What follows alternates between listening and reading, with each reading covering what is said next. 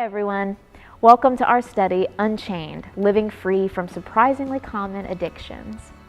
Whether you've been a Christian for 5 minutes or 5 years, it's our hope that the next 8 weeks will be a powerful time of connection in your groups. This book covers common struggles that many of us face. Struggles like anxiety, substance abuse, money, and one of my biggest struggles, approval. As a musician who's on stage every weekend, performing for the approval and praise of man rather than resting in the approval of God is a battle I'm constantly fighting. I'm really looking forward to talking through that chapter with my small group. But this week, we'll be diving into chapter 1, the me I don't want to be, focusing on questions like, why can't I be the person I want to be? Why do I do things I really don't want to do? This week's session will open the door for conversations that could change your life. Are you ready to live unchained?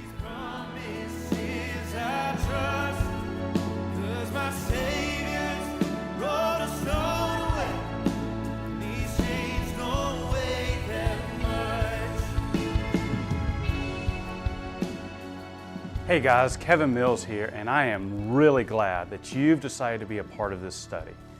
This book and this study came about in large part because of my own personal experiences in life. The title of the first chapter is The Me I Don't Want to Be, and there have been so many times in my own life that I've acted in ways that I've later regretted, or I've said words I wish I'd never spoken, or I made decisions that now, looking back, I realize were incredibly selfish and maybe even self-destructive. Essentially, I have been many times the me I absolutely do not want to be. And so for me, this has presented both a practical and an academic question.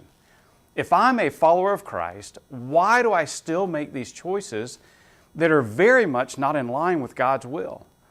Or to put this another way, Paul wrote in 2 Corinthians 15 that in Christ, I'm a new creation.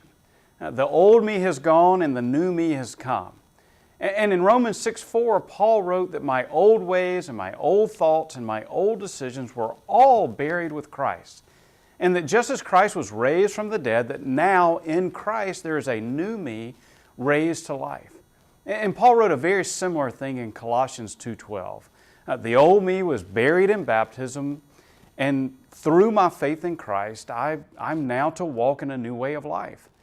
And so I understand that this is the way it's supposed to be, but sometimes, honestly, I just feel like I'm still trapped in my old way of life, like I'm still a prisoner to the old me. It's much like the story about Carlos and Roby in the book. Both of them had spent years of their lives behind bars and had become very much accustomed to life in prison. So much so that even after they were released from jail, they continued to follow the routines they had while they were prisoners. The story described a Monday morning that Roby was hungry and wanted to eat biscuits and gravy, but he caught himself thinking that he couldn't have biscuits because it wasn't Tuesday, and Tuesday was Biscuits Day. It was Monday, and Monday was Pancakes Day. So if he wanted biscuits, he thought he'd have to wait until Tuesday. Then he caught himself. He was no longer in prison. If he wanted biscuits and gravy, he could eat biscuits and gravy any day of the week, even if it wasn't Tuesday. Why? Because he was no longer a prisoner and no longer subject to the restrictions of being in that system. He found himself still acting like his former self, not according to his current reality. If you are a follower of Christ, I'm sure you've had a similar experience in terms of your relationship with the choices you make. You've acted and thought like your former self rather than your new self. You've made choices you no longer have to make.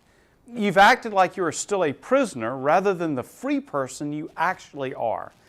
And I know you've done this because I've done the exact same thing.